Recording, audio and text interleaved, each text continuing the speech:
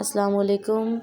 Welcome back to my channel. मैं कुछ time के लिए बहुत ज़्यादा बैकवर्ड हो गई थी, नहीं कर पाई, लेक्चर नहीं दे पाई, सॉरी। और आज हम दोबारा से लेक्चर को स्टार्ट करते हैं। हमारी 1.4 का लेक्चर 1 हो चुका था। लेक्चर 2 पे हम क्वेश्चन करेंगे और ये हमारे पास मैंने क्वेश्चन लिख दिया, तो हम इसको रिपीट करके सॉल्व कर लेंगे। तो सबसे पहले ये होता है कि हमारे पास कंटेंट तो कुछ भी ले लो, मैथ्स है, इसको फन में ले लो, इसको किसी तरह भी ले लो, हमने करना है। तो फाइंड हमने करना है 3a माइनस बी। इसको पजल्स में करो, क्विज़ेस में करो, बहुत मज़ा आता है। इस इक्वेशन को फॉलो करना है। इस इक्वेशन को फॉलो करना ऐसे है कि आपने 3 ऐसे ही लिखना है, फिर a, फिर माइनस और फिर हमने b लिखना है। a की वैल्यू लिख ली, माइनस का साइन, वही जो इक्वेशन में लिखा हुआ है देखें, वही लिख लिया। उसके बाद अब हम b लिखेंगे, b की वैल्यू लिखेंगे। ऊपर इक्वेशन में तो b लिखा हुआ है ना, लेकिन यहाँ पे हम b की वैल्यू लिखेंगे। जब हमने b की वैल्यू लिख ली है, अब हम इसको सॉल्व कर लेंगे। तो सबसे पहले सॉल्व करने के लिए क्या होगा कि 3 क्या हो रहा है, a के साथ मल्टीप्लाई। तो 3 को a के साथ क्या कर देंगे, मल्टीप्लाई। एक बार मैं इसको ऊपर रिपीटिंग में लिख लूँ ताकि नीचे से देखना थोड़ा टफ हो जाता है।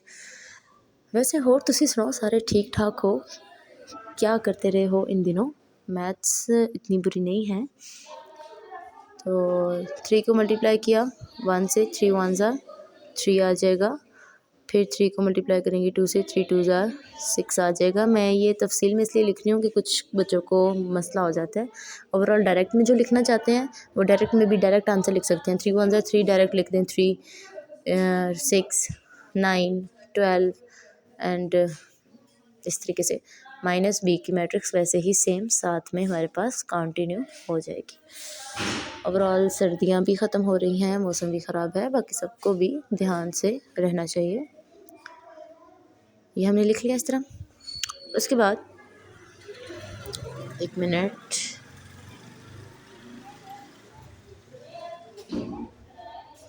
अब हम इन दोनों मैट्रिसेस को माइनस कर लेंगे। और माइनस करने के लिए हमारे पास क्या होता है कि दो मैट्रिक्स सेम ऑर्डर में हो, सेम ऑर्डर में होने के साथ साथ उनका फर्स्ट रो में अगर फर्स्ट नंबर है तो दूसरी मैट्रिक्स का भी फर्स्ट रो में फर्स्ट नंबर ही माइनस होगा।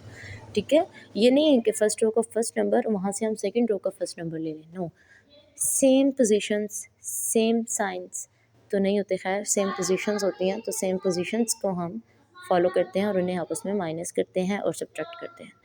तो ये हमारे पास आंसर आ गया।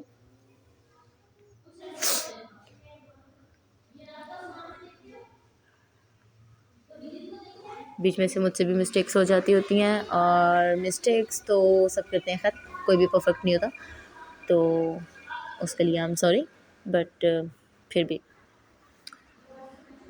अब मेरे पास एक और क्वेश्चन है। एक्स वाई जेड की हमने वैल्यूज़ फाइंड करनी है, सेम एज आ 1.1 में हमने जो क्वेश्चन किया था, क्वेश्चन नंबर 5 6 7 जो किए थे उसी तरह है, लेकिन थोड़ा सा माइनर सा चेंज है, बाकी सारा वैसा ही है। ये मैं पहले मैट्रिसेस लिख लेती हूँ, देन फिर आपको समझाती हूँ।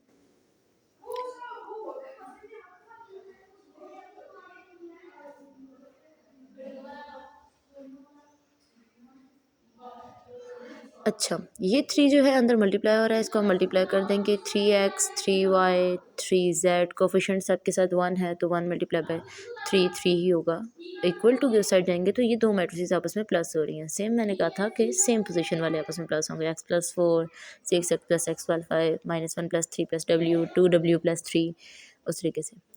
इक्वल टू के साइड पे हम दोबारा वैसे ही लिखेंगे, उस साइड पे हम थोड़ा सा एक सेकंड रो का फर्स्ट एलिमेंट सॉल्व करने वाला है, उसको सॉल्व कर लेते हैं एंड देन फिर हम इसको इक्वल लेंगे। इक्वल का मतलब है तो फिर मतलब कि सेम पोजीशंस पे जो एलिमेंट्स हैं हमारे पास वो आपस में एक दूसरे के इक्वल हैं। मैट्रिक्स हमें इक्वल में दी गई थी, कंडीशन क्वेश्चन में ही दे दी गई थी, तो हम इसको इक्वल लेंगे और हम इधर से वैल्यूज़ निकाल लेंगे।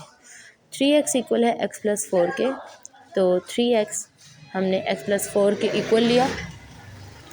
x की वैल्यू निकालनी है, पहले x वाली वेरिएबल्स हमने सेम किए। 3x - x = 4,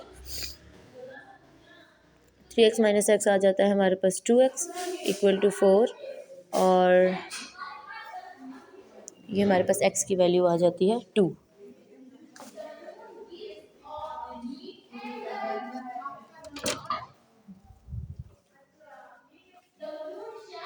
इसी तरह से 6 + x + y हमारे पास इक्वल आता है 3y के। अब फिर से y वाले वेरिएबल्स हम इक्वल कर लेंगे। जब y वाले वेरिएबल्स हमारे पास इक्वल हो जाते हैं तो फिर हम उधर से वैल्यूज़ करते हैं, मतलब कांस्टेंट हम एक साइड कर लेते होते हैं और इधर x की वैल्यू पुट करेंगे। x की वैल्यू हमारे पास पीछे भी आई थी, x की वैल्यू हमारे पास क्या आई थी, ठहरे आप लोग तो वीडियोस पीछे करके देखेंगे, मैं वहाँ से ही देख लेती हूँ। एक्स की वैल्यू हमारे पास 2 आई थी, मैं लिख भी देती हूँ। Putting x equal to 2, put किया 2y equal to 6 + 2, 2y equal to 8 आ जाएगा। y 2 इधर y के साथ मल्टीप्लाई हो रहा है तो obviously equal to Q side जाके क्या हो जाएगा, डिवाइड। डिवाइड किया और हमारे पास आंसर क्या आ गया, y की वैल्यू 4 आ गई। अब हमारे पास आ गया 3z इक्वल टू 2 + w, लेकिन यहाँ पे दो अलग अलग वेरिएबल्स हैं, w भी अलग है, तो इसलिए हम इसको इक्वेशन का नाम दे देते हैं। हम नेक्स्ट को सॉल्व करते हैं, वहाँ से हमें w की वैल्यू मिलेगी और उसको हम w की वैल्यू को इक्वेशन 1 में पुट करेंगे और पुट करने के बाद हम उसका आंसर ले आएंगे। तो 3w - w हो जाएगा, -w equal to 3, plus minus minus 3 में से 2 गए 1, w इक्वल टू 3, तो 1 जो लिखना चाहते हैं वो लिख लें, जो नहीं लिखना चाहते वो ना लिखें। अदरवाइज़ हम नहीं लिखते हैं क्योंकि कोफिशिएंट कुछ ना हो तो 1 ही होता है, हमें पता है, ये बस समझाने के लिए। अब हम इस w की वैल्यू जो है इक्वेशन 1 में पुट करते हैं ताकि हमारे पास हमारी z की भी वैल्यू आ जाए। w की वैल्यू 3 थी, z की वैल्यू में पुट करेंगे, तो 2 + 3 5 एंड 3 इधर मल्टीप्लाई हो रहा है, उधर जाके क्या हो जाएगा, डिवाइड। सॉरी वीडियोस ब्लर के लिए। अब हम लिख लेंगे values, the values of x, sorry w पर लिखते हैं, w x y z r। w की पहले क्या आई थी 3, जैसे हम पीछे वेरिएबल्स लिखेंगे वैल्यूज़ को भी हम उसी तरह वैसे तो लिखते होते हैं, तो मैंने थोड़ी सी मिस्टेक कर दी थी, वेरिएबल्स तरतीब में लिखती थी और वैल्यूज़ तरतीब में नहीं लिखी थी, तो उसके लिए सॉरी, आप लोग तरतीब में लिख लीजिएगा। एक अगला क्वेश्चन है हमारे पास, इसमें हमें 2 इक्वेशंस दे दी गई हैं और दोनों इक्वेशंस को इक्वल टू मैट्रिसेस में दिया गया है। हम अगर इक्वेशंस लिखेंगे, अगर x और y की हमने वैल्यूज़ फाइंड करनी है, एक इक्वेशन हमारे पास है x + y इक्वल टू 5 0 2 9 और एक इक्वेशन हमारे पास है x - y इक्वल टू 3 6 0 -1। तो सबसे पहले तो सॉल्यूशन के बाद हम क्या करते होते हैं कि क्वेश्चन को रिपीट करते हैं।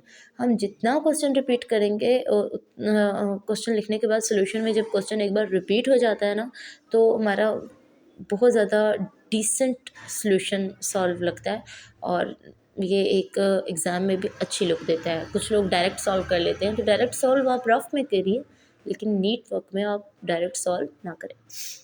फिर हम इनको करेंगे इक्वेशन 1 इक्वेशन 2 का नाम देंगे और इनको डायरेक्ट ऐड करेंगे। ठीक है, देखो इक्वेशन 1 का नाम दे दिया, एक अलग इक्वेशन है, दूसरी इक्वेशन अलग 2 है, तो इक्वेटिंग कोफिशिएंट से y का भी 1 है और x का भी 1 है, दोनों इक्वेशन में 1 इक्वेशन है, लेकिन हम y में देखो तो अपोजिट साइन है, तो अगर हम इन्हें ऐड कर देते हैं y कैंसिल होगा और x की वैल्यू आ जाएगी, तो ये y हमारे पास कैंसिल हो गया, x 2 थे 2x हो गया इक्वल टू, मैट्रिक्स तो हम इस तरह प्लस नहीं कर सकते ना, मैट्रिक्स को हम इधर नीचे लिख के प्लस कर लेंगे।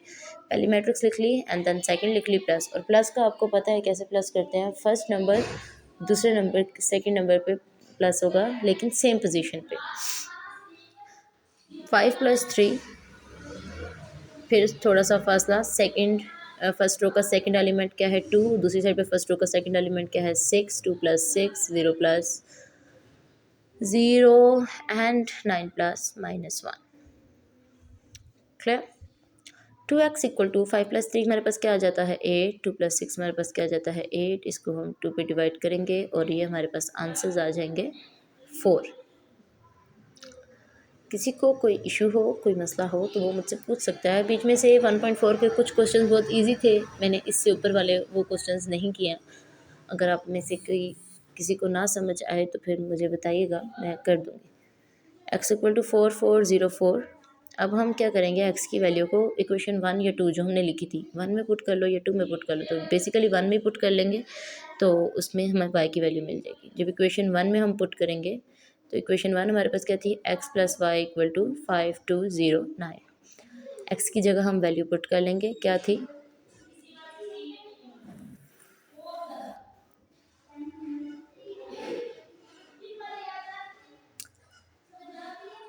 ये हमने लिख लिया सारा, और लिखने के बाद जो है हम इसको अब उस साइड लेके जाएंगे तो ये क्या हो जाएगा, माइनस हो जाएगा। y उधर ही रहेगा, 5209 वो matrix equal to Q side पे जो थी वो भी उधर ही रहेगी। माइनस के बाद जो हम मैट्रिक्स उससे शिफ्ट करते हैं उसको दूसरे नंबर पे लिखते हैं, उसको माइनस कर दिया, और फिर ये हम वही सेम वेरिएबल्स आपस में क्या हो जाएंगे, माइनस। ओके, अब ये हमारे पास हो गया क्लियर, ये आंसर आ जाएगा। आई एम सॉरी, ये हमारे पास एक्स की वैल्यू 4 थी।